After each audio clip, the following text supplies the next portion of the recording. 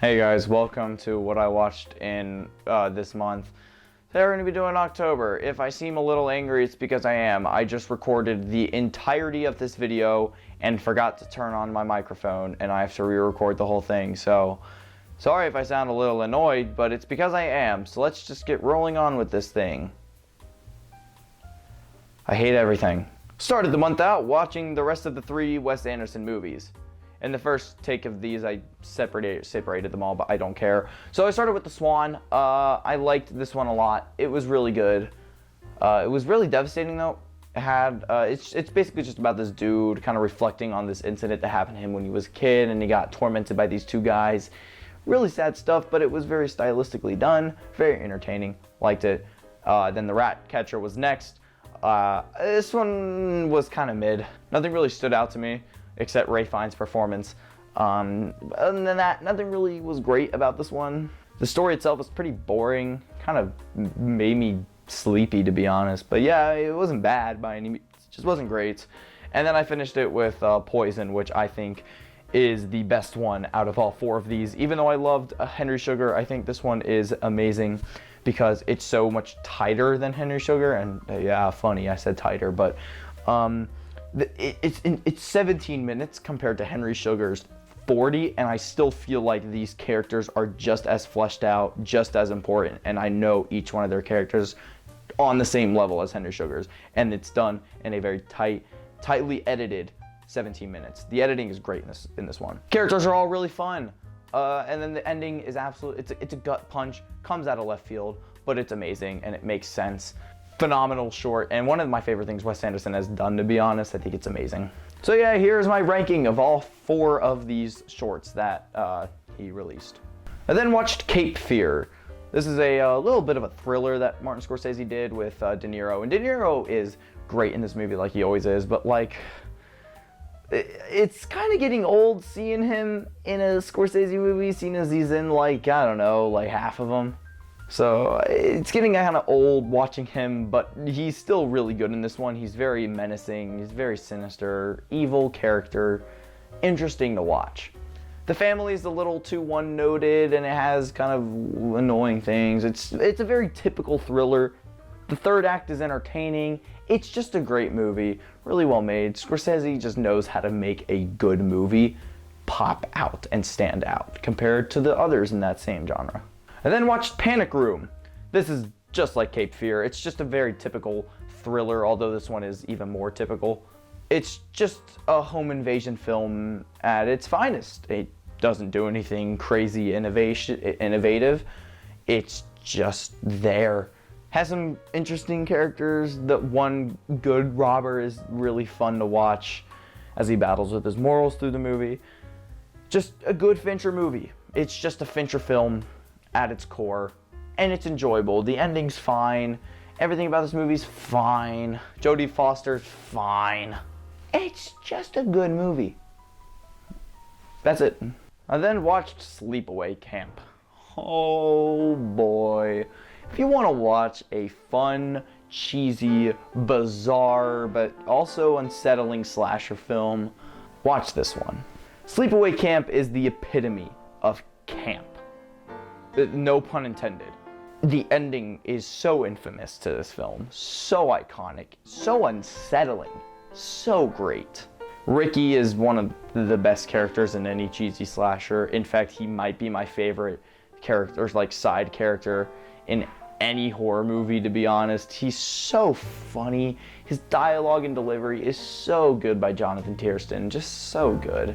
Like, this movie just has so much going for it, so many fun things. It's so low budget, it feels so real with its characters. It feels real, and I love it.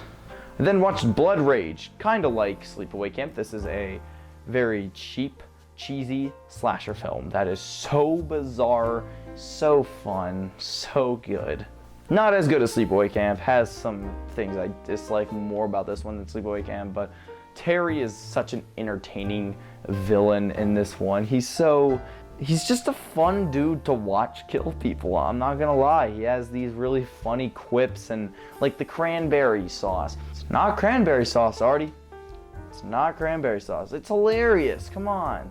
The ending is absolutely bonkers, but it's so good. Really just fits in the movie, if I'm being honest. The only times when this movie ever really lost me was when it cut back to the mom's side plot. It just kind of lost me. I really preferred Todd and Terry's main plot, and then the mom's was kind of just like, eh. But yeah, fun movie nonetheless. I then rewatched The Shining. So I first watched this movie back in January and gave it a 4.5 at first. And then when I watched all of Kubrick's other films, I bumped it up to a 5, called it my number 2, left it at that.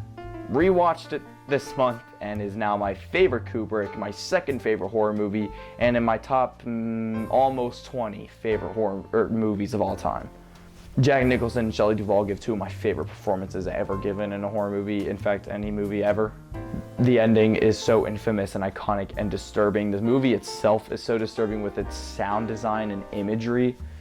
The endless amount of theories are so good, except the Wendy theory. The Wendy theory can burn and rot in hell forever for all I care.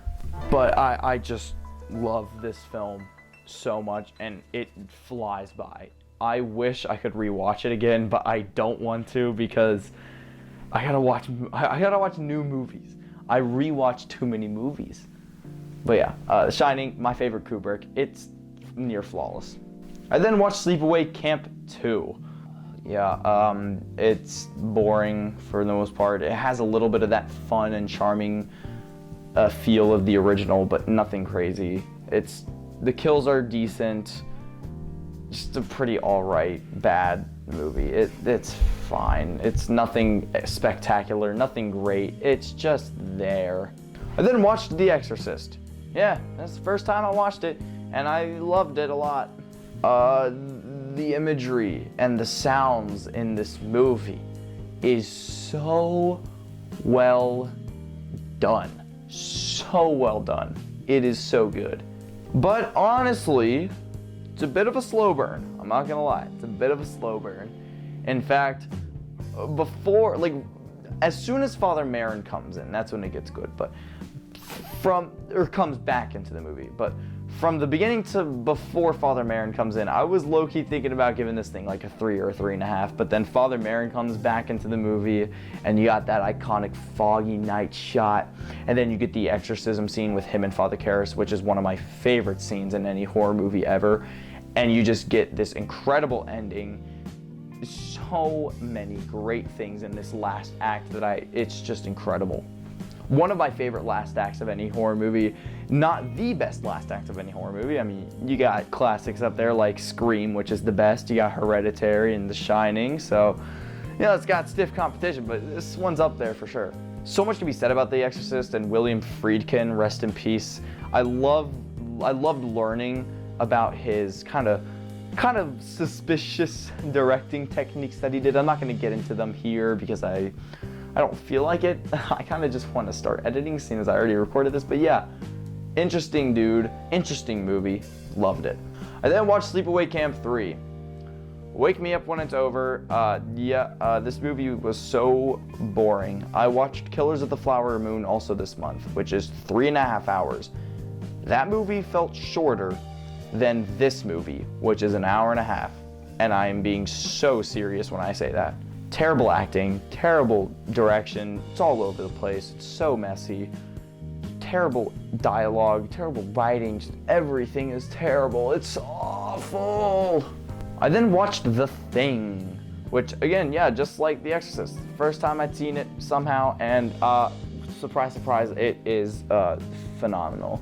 There's 2 main reasons that I love this, and the first one is the atmosphere of this movie and the feeling that you get while watching it, which is just, you're in this desolate and isolated setting, and it's cold, and it just brings this disparity and hopeless sense that is so interesting, and I loved it. And also the characters in this movie are all interesting. They have great dialogue. You really feel and believe their chemistry and as they work together to try to figure this out, as well as they are smart characters. And a lot of horror movies these days, or even back then, Characters are stupid. They make dumb decisions, but in this movie, these characters think about their decisions very methodically. Even if it's not the right one, they still think that it's what is the best decision, and you can kind of see where they come from when they make these bad decisions. But these characters are all smart. That's what I like about it. The thing itself is terrifying. The kills are great for the ones that's on screen, and a lot of them are off screen, but it makes up for the ones that are on screen. Kurt Russell, so good. His mane, his hair, so gorgeous. How does he keep that hair flowing so beautifully? Ugh! Yeah, The Thing is just phenomenal. Go watch it if you haven't. Then watched Aliens. Yeah, this is probably one of my most controversial takes of all time, but I mean, you guys saw I didn't love Alien 1. And actually, when did I watch Alien 1? Was that in August? Yeah, I watched Alien 1 in August. I don't know if you guys saw that because of the whole thing that happened with that month. But I didn't love Alien 1. I gave it a 3.5 out of 5. But it was fine. It was a good movie. This one was just bad. For most of the movie, the characters are walking around the ship or just talking about the alien or what they're gonna do to stop it. And that is it. The characters are fine in this one. They're good, except that one character. I don't even remember his name. He's very loud, very obnoxious, very annoying. Hicks was cool. Bishop was cool. The little girl was annoying, and Ripley was Ripley. She's cool as hell in every movie, but this movie was boring. It was so boring. They did nothing. The kills are not even good. They're so off screen. They're not entertaining. The alien is not that cool in this one. The mother alien is kind of scary. The ending's kind of cool, but God, this one was so boring. I cannot stress that enough. I'm sorry. And then watched Alien 3. Sorry, Fincher. This one also kind of blew stinky butt. The characters in this one, unlike in Aliens, are so forgettable.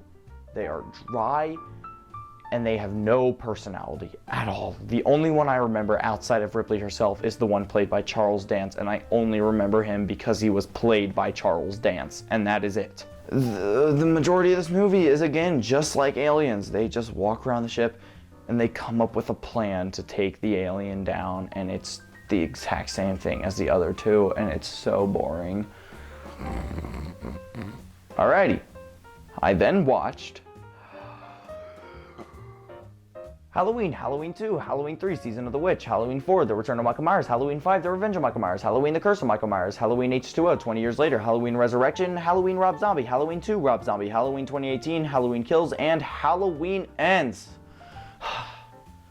Alrighty. I'm not talking about these movies anymore because I already talked about all of them in my Halloween ranked video, which you can watch right here. Watch it if you want to see me talk about a lot of the crappy booty butt movies in here, but the couple of good ones. Yeah, that's it. Next one. I then watched Psycho for the first time. Yeah, I know, I can't believe it. It's crazy. But yes, this movie is great. Didn't really draw me in until Janet Leigh got killed, and then after she gets killed, it's like, okay, this is really good. Because then you get the detective, he's really interesting, Norman Bates is really interesting, and the mystery kind of starts to unfold, and it's really good stuff. Just the first 45 minutes didn't really connect or really entice me into what the rest of the movie was going to be about. Obviously, I think I knew what the twist was going into this movie, seeing as it's one of the most mainstream and popular old horror movies ever. So kind of knowing the ending kind of dwindled the element of it, in my opinion, but it's still really effective, still really disturbing. Great movie all around. Hitchcock, other than Rear Window, I love you. And that movie wasn't even that bad. I'm just trying to make people mad. And then watched Killers of the Flower Moon. Just like the Halloweens, I have a whole nother video talking about this movie because it is an absolute masterpiece. Best movie of the year, in my opinion. Just phenomenal in every sense of the word. Go watch it. It's one of the most important films in Martin Scorsese's. One of the most important films I've ever seen. And yeah, go watch it. I then watched Spiral. So I've seen all of the Saws. until this one, and I never really watched it. I'd kind of seen bits and pieces when it came out, but didn't fully watch it until this month, and yeah, it was actually good. It was a good movie. It's just Chris Rock's cop character just kind of trying to figure out this mystery. And because of that, it kind of, the traps and the Saw part of the movie kind of takes a step back to really focus in on Chris Rock's character and his kind of journey. Thankfully, that journey is entertaining, but yeah, the whole Saw element of this, John Kramer isn't even in this movie, spoiler alert, but yeah, the twist is actually good in this one. I didn't see it coming, so there's that. Yeah, I liked this movie. It was fun, entertaining. Then watched The Taking of Deborah Logan. Let's get through this quick. It was bad, it was boring, it was dry, wasn't scary. I laughed at the scary parts. It was found footage, so it was shaky cam a lot of the time, and it was just so awful. Nothing going for this movie. God, let's move on. Ugh. I then finished out the month with Five Nights at Freddy's. I have a whole review on this movie, so if you want to watch that, do it. I have nothing else to say other than I'm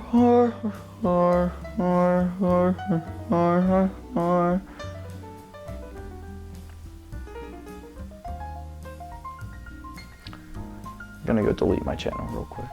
That's what I watched in October. Yeah, sorry, I was pretty dry with my things. I just was kind of bored anyways. Yeah, I hope you guys enjoyed the video. If you did, make sure you like and subscribe if you want to. I really don't care. And I hope you guys have a great rest of your day, evening, or night, or whenever you're watching this video. So yeah, see you guys in the next one. Peace.